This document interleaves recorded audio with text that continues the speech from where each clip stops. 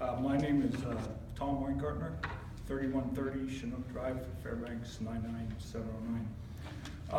I've been a professional scientist for about 35 years, and I have 3 points to make regarding federally funded science to Congress and in particular to Mr. Young.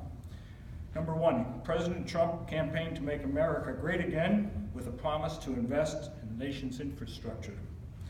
An important part of that infrastructural investment is in basic scientific research, but he has instead proposed massive cuts to federally funded research.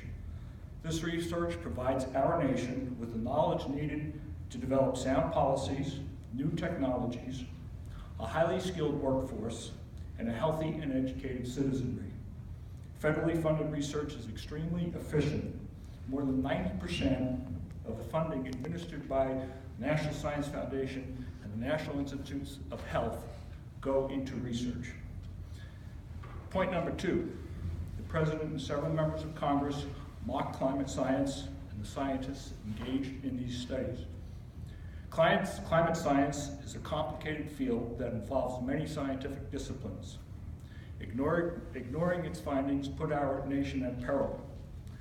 I have had the opportunity over the course of my career to participate in several Defense Department briefings, and I can assure you that the Department of Defense understands the threat that climate change poses to our national security in terms of increased political stability throughout the world and the restructuring and configuration of our military forces.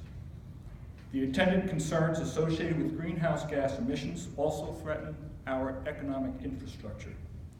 We require a better understanding of climate science in order to deal with threats posed by climate change. Cutting climate science funding is counterproductive to our national interests.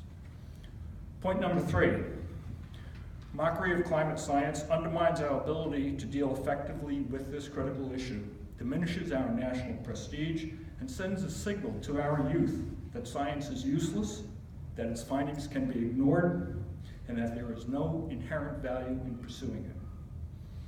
In summary, failure to adequately fund science threatens the economic and national security interests of the United States in both the short and long term. While the U.S. cuts science funding, India, China, and Western European nations are substantially increasing their investments in fundamental research. By cutting basic science research funding, the U.S. will be far less competitive, and we will not make America great again.